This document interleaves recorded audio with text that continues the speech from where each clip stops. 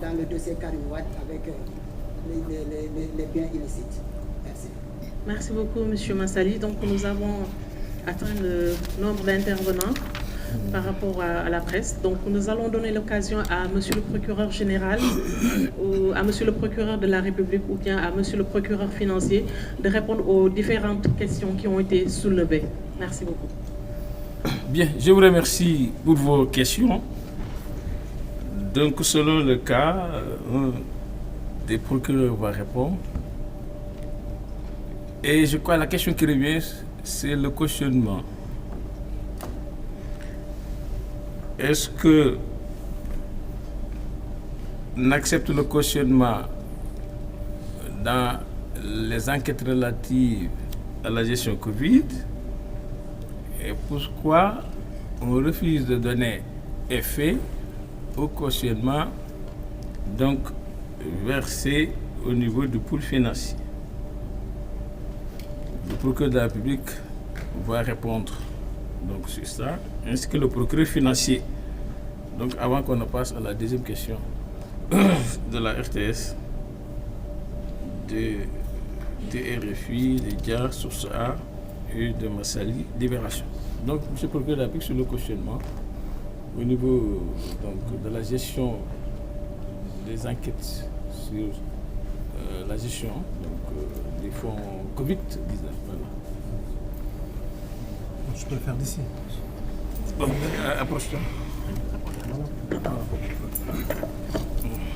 Je vous remercie, monsieur le procureur général.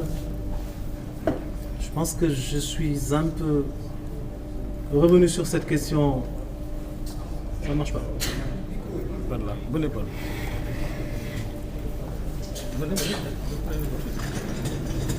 Voilà.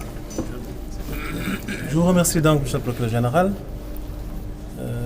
Je pense être revenu un peu sur cette question du cautionnement, d'ailleurs très longuement, parce que s'il y a tout au long de ces 2 jours une technique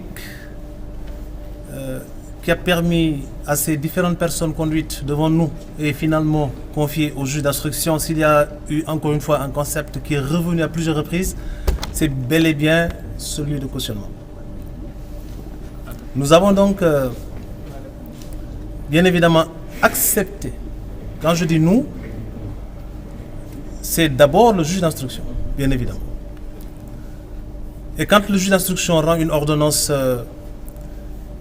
qui ne recoupe pas les contours des réquisitions du ministère public, naturellement le parquet reçoit notification de la dite décision contraire dans les 24 heures de son prononcé. Et la loi nous aménage un délai de recours qui est de 5 jours à compter de cette notification. Si je dis que nous avons accepté de valider cette forme de proposition et que nos juges d'instruction, qui également à longueur de journée passent leur temps dans des cabinets où ils sont sous l'effet de procédures qui malheureusement les dépassent par le nombre, si ces juges ont accepté de valider ces mesures, c'est parce que la loi sénégalaise prévoit, notamment à l'article 140 du Code de procédure pénale, pour ce qui est des détournements, escroqueries et soustraction sur les deniers publics, la possibilité pour toute personne inculpée pour ces chefs d'incrimination de solliciter son habilitation, son éligibilité à cette mesure de libération, pour autant qu'elle aura accepté soit de rembourser parce que les faits sont clairs et reconnus, assumés, soit parce que son état de santé ne lui permet, encore une fois, pas, comme on l'a dit tout à l'heure, de faire face aux rigueurs de la détention, même dans un centre hospitalier, ou alors qu'en faisant valoir des contestations suffisamment bien articulées pour pouvoir recouper les contours de contestations sérieuses. Au-delà de ces cas de figure, l'autre option qui s'offre à l'inculpé qui est là, face au juge d'instruction, est poursuivi de faits susceptibles de revêtir la qualification d'escroquerie, de détournement ou de soustraction de deniers publics. La seule option qui s'offre à cet inculpé, bien évidemment, c'est d'offrir de cautionner. Cautionner parce qu'elle conteste. Le cautionnement, la caution, c'est une sûreté, une garantie qui permet au juge de s'assurer qu'en cours de procédure, s'il y a des charges suffisantes pour renvoyer devant une juridiction de jugement, naturellement, il renvoie.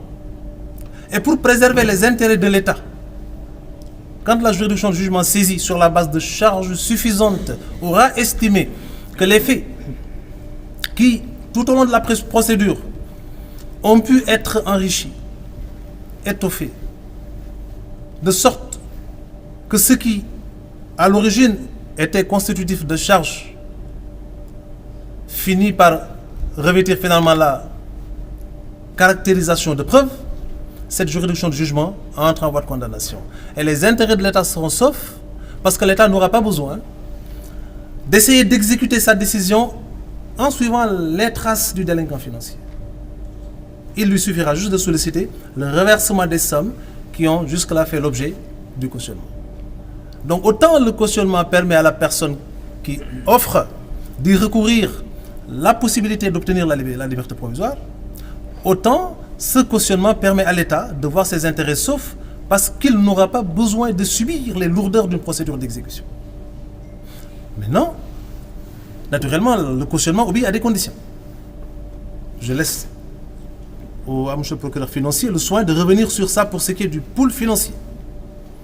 Mais pour ce qui nous concerne, quoique ce sont les mêmes dispositions, naturellement, nous avons estimé qu'en faisant dans une approche casuistique, pour envisager les poursuites et éventuellement la préservation des intérêts de l'État et par conséquent des deniers du peuple sénégalais, nous avons estimé que l'option de base pour nous, c'est de poursuivre, de traquer les délinquants financiers, de faire en sorte que l'État puisse recouvrer ses droits, mais de faire en sorte que la justice soit restaurée dans sa dignité et son efficacité.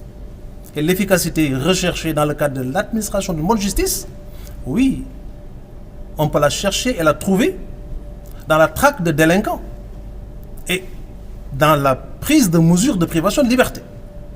Mais l'efficacité, comme l'avait dit un jour M. le procureur général, on peut aussi la chercher en essayant de remplir les caisses de l'État plutôt que les prisons. De sorte que nous avons estimé devoir opter pour cette solution parce que l'objectif principal, encore une fois, pour ce qui nous concerne, ce n'est pas d'envoyer les gens en prison, mais c'est de faire en sorte que les intérêts de l'État soient préservés et que ceux du peuple sénégalais, au nom de qui nous rendons la justice, soient également pris en charge. Donc c'est pour ça que nous l'avons accepté, parce que les conditions sont réunies. Je vous remercie. Ok, vous pouvez garder le plateau pour terminer avec une partie de la question donc, posée par le correspondant de RFI, à savoir de rappeler le nombre de personnes arrêtées dans le cadre des enquêtes donc, sur la force Covid. Pour revenir rapidement sur ce point aussi, je ne suis pas dans une approche d'accumulation de statistiques parce que nous comptons aller vers la recherche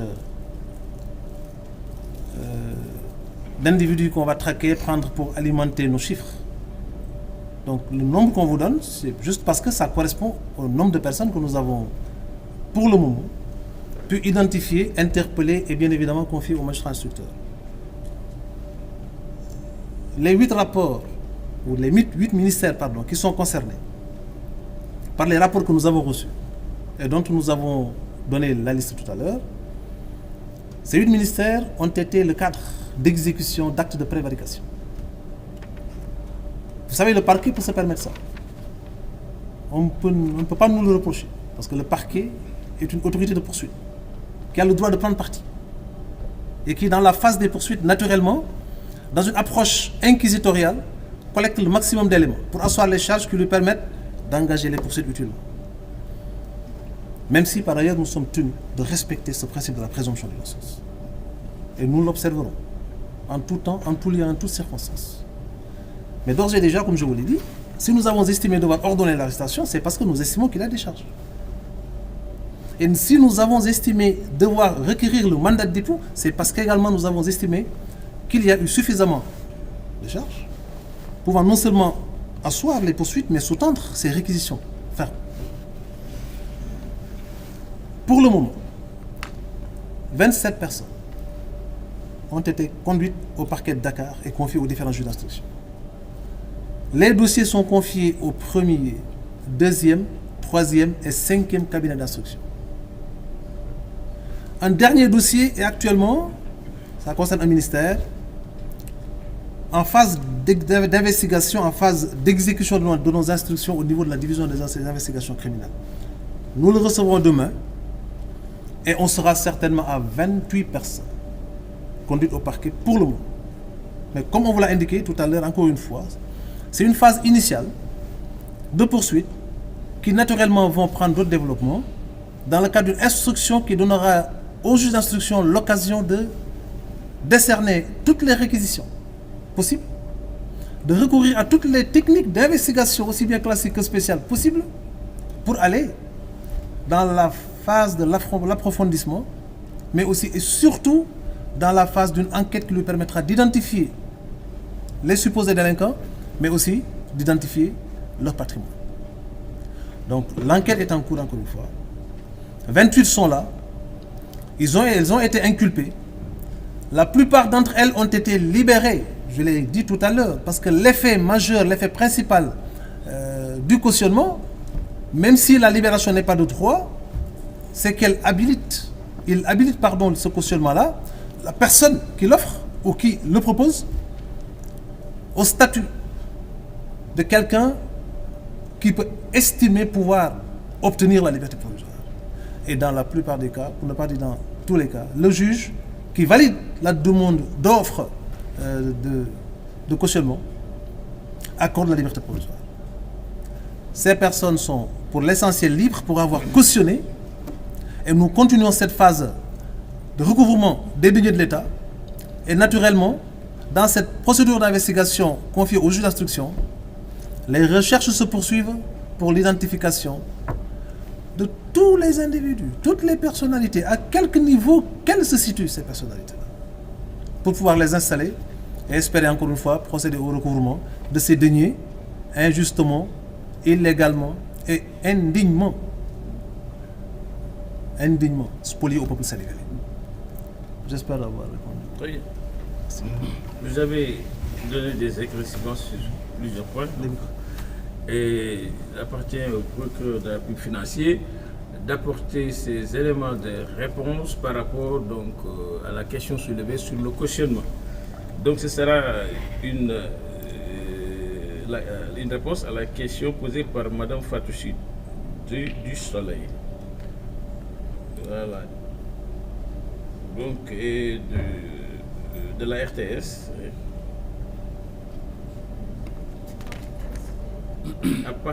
À part le cautionnement, vous répondrez à la question relative à la coopération judiciaire avec les pays peut-être qui abritent des paradis fiscaux pour pouvoir retracer les avoirs donc des personnes poursuivies. Relativement à la question des ministres, c'est moi qui vais répondre donc à cette question après le procureur de la République financier. Je vous remercie.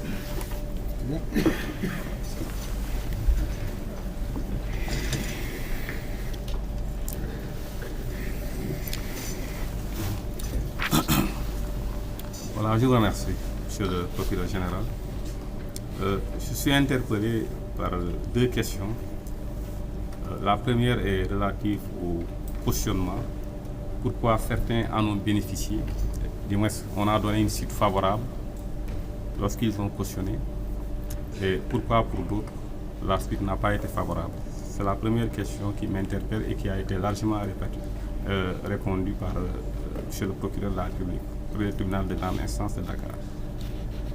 Je dois simplement ajouter que le cautionnement, comme une des conditions de la mise en liberté provisoire d'un placement sous contrôle judiciaire, obéit à des règles, obéit à un certain nombre de conditions.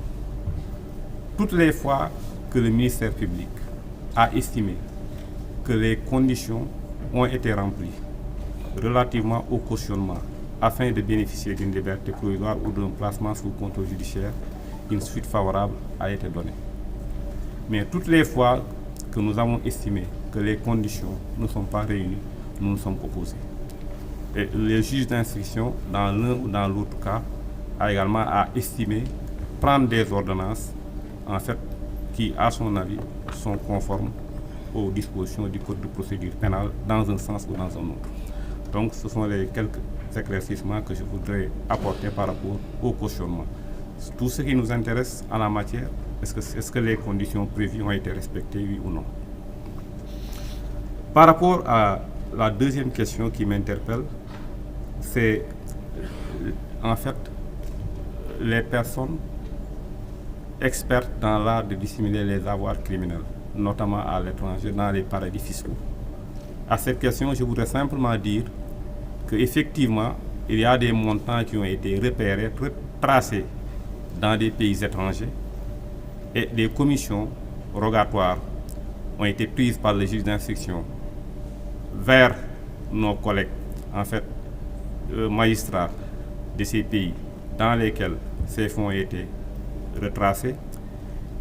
Et il n'est pas exclu, en fait, si cela s'impose, en fait, que des déplacements soient effectués vers ces pays-là afin de prendre des contacts, afin de booster la procédure, afin de voir, en fait, ce qui est possible d'être fait auprès de nos collègues pour nous faciliter la coopération judiciaire. Donc, je confirme, il y a effectivement des fonds qui ont été retracés à l'étranger et il y a eu des commissions rogatoires du juge d'instruction qui ont été envoyées vers nos collègues, en fait, se trouvant dans ces pays pour leur coopération dans le cadre de ces procédures. C'est tout, monsieur le Président. Bien. Je vous remercie. Monsieur le procureur financier. Bon.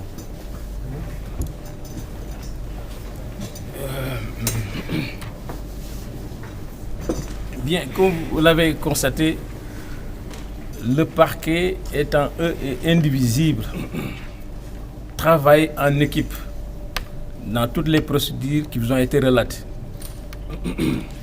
Les rapports Covid donc, ont été reçus par le parquet général presque il y a un mois. Et c'est ce travail d'exploitation qui a permis au procureur d'aller vite lorsqu'il a reçu les rapports il y a une semaine. Donc, sur ce point, je tenais à le préciser, que le parquet travaille en équipe du parquet général jusqu'au parquet du ressort. Pour revenir à la question des ministres impliqués dans cette gestion Covid, naturellement, je ne pourrais pas vous donner l'identité de ces ministres. Le temps venu, vous serez informés par la procédure qui sera discutée au niveau de l'Assemblée nationale. Parce que les résolutions de mise en accusation seront débattues au sein du temple et vous saurez exactement quelle est l'identité de ces 5 ministres. Et je vous dirai que la liste n'est pas exhaustive, pour que le travail d'exploitation continue et que dans quelques jours, dans quelques semaines, on pourra donc vous donner le nom d'autres ministres qui vont comparaître à l'Assemblée nationale avec la résolution de mise en accusation. Comme je vous l'ai indiqué, c'est une procédure vraiment qui est exceptionnelle, c'est la Haute Cour de justice, dont le fonctionnement et l'organisation est réglé par une loi organique. Tous les ministres qui ont agi et commis dans l'exercice de leur fonction des infractions sont justiciables de cette Haute Cour de justice. Et cette Haute Cour de justice a une commission d'instruction, donc qui instruit les faits et qui inculpe aux besoins et qui renvoie devant la Haute Cour de justice, qui est présidée par le premier président de la Cour suprême, avec donc comme assesseur 8 députés, comme vous le savez.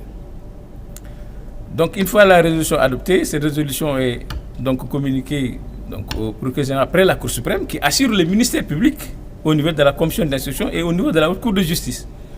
Bien que cette commission soit installée ici au niveau de la Cour d'appel et présidée par le premier président de cette Cour d'appel. Mais le parquet de cette Haute Cour de justice, de cette commission d'instruction, est donc géré par le procureur général près la Cour suprême. Donc je crois qu'on a fait le tour de toutes les questions. Je n'ai pas entendu.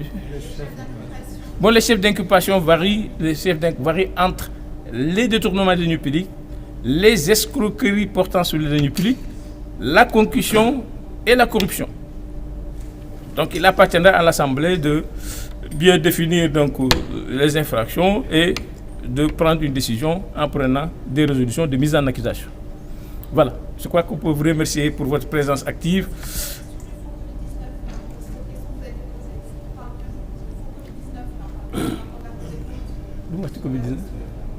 Je n'ai pas bien entendu.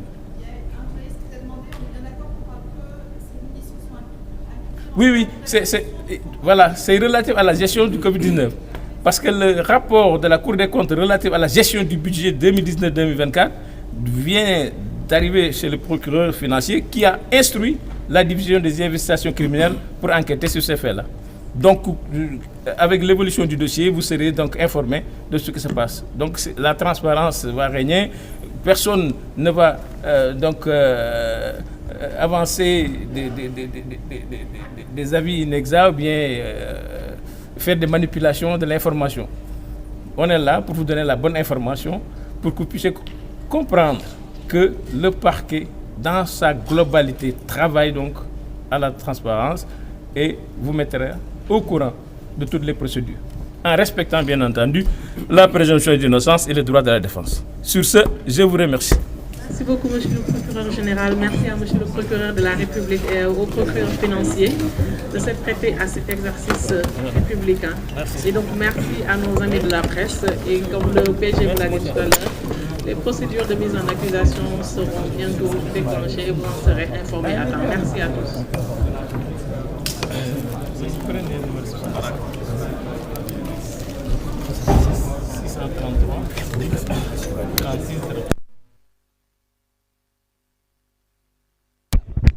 kon donc ñu ngi ci cappaandaw ba daanaka liñ fi indi woon jeex na bu di point de presse conjoint 3 procureur pôle